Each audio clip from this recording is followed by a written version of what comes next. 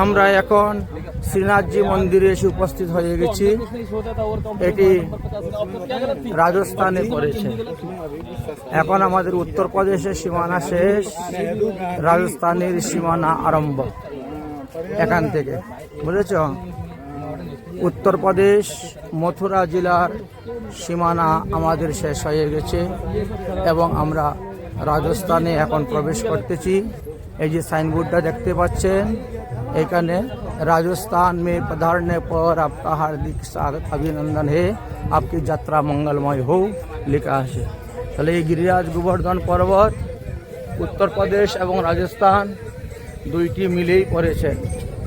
আমরা সেই গিরিরাজ গোবর্ধনের উচ্চ স্থানে এসে গেছি। এই জন্য এই স্থানকে পুস্তিকা লুটা বলা হয়, বুঝেছেন? এখানে একজন লুঠা বাবা ছিলেন, বাস করতেন, ভজন করতেন, এই জন্য একে পুস্তিকা লুটা বলা হয়ে থাকে। এই গিরিরাজ গোবর্ধন উত্তরপ্রদেশ আর রাজস্থান দুটা নিয়ে পড়েছে।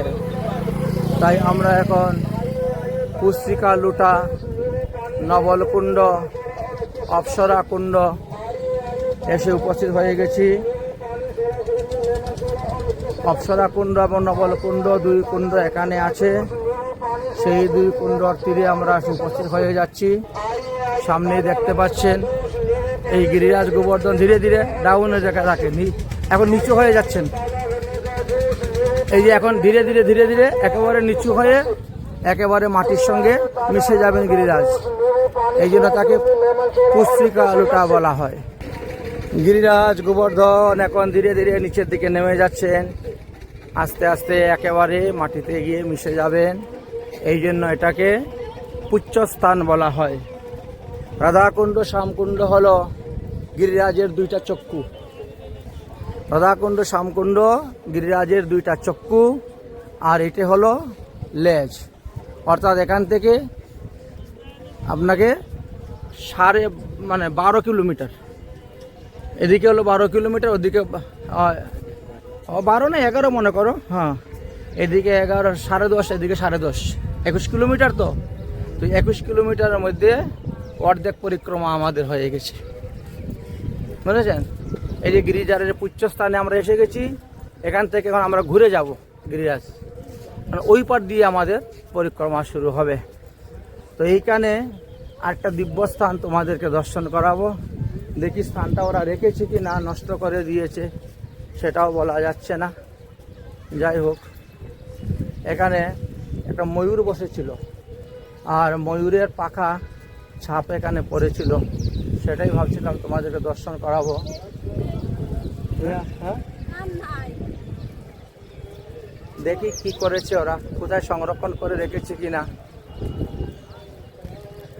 যাই হোক, এই গিরিরাজ ধীরে ধীরে নিচে নেমে যাচ্ছেন।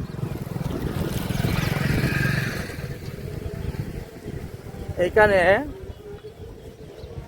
একটা পাথর ছিল, যে পাথরের উপরে ময়ূর বসেছিল, আর ভগবান শ্রীকৃষ্ণ বাঁশি বাজিয়েছিলেন। প্রেমেতে পাথর গলে গিয়ে ওখানে ময়ূরের পাখা ছাপ পড়েছিল। সেই দিব্যস্থানটা আছে আছে আছে আছে আছে আছে এই যে এই যে এই যে এই যে এই যে এই যে এই যে দেখেছ? দেখ ময়ূরের পাখা স্থান কিভাবে একদম পরিষ্কার বোঝা যাচ্ছে। এতদিন এরকম দেখতে পাই নাই। এই ময়ূরের পালক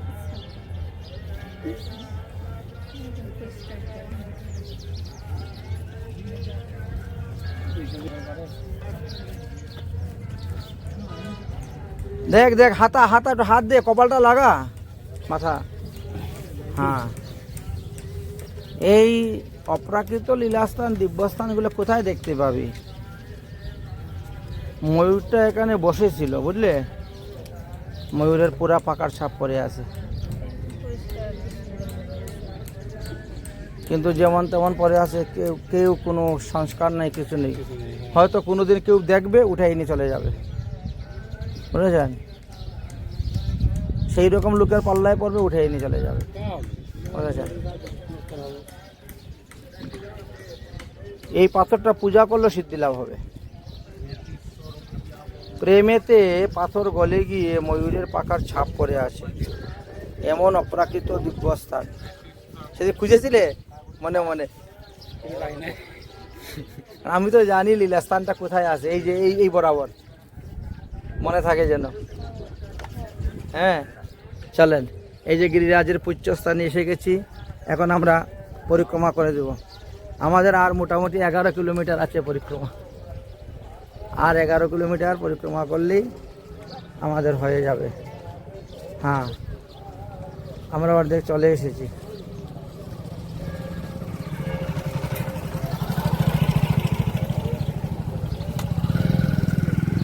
এই যে ঘুরে গেলাম আমরা, এই যে পর্বতটা ঘুরে গেলাম, এই যে সবাই পরে দেখেছ, এই যে গিরিরাজের উচ্চস্থান পরিক্রমা হয়ে গেল। এইখানে নবলকুণ্ড আছে, অপ্সরাকুণ্ড আছে, বাস ওই দুই কুণ্ড এখানে অবস্থান করতেছে। আসুন, জয় হোক গিরিরাজ মহারাজ জয়। হয়ে গেল গিরিরাজ পরিক্রমা অর্ধেক। দিবে তো, যা দে তাই ভালো, যেমন দিবে তেমন পাবে, কি আছে, দিলেই লাভ। ছুটি দিলে ছুটি পাবে। হ্যাঁ তাই তো, ঠিক ঠিক ঠিক। আমরা দেই না কিছু, আমাদের দেয়। হ্যাঁ,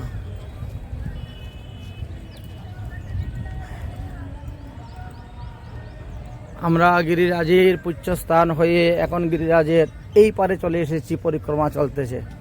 ওই দিকের 11 কিলোমিটারের পরিক্রমা হয়ে গেছে।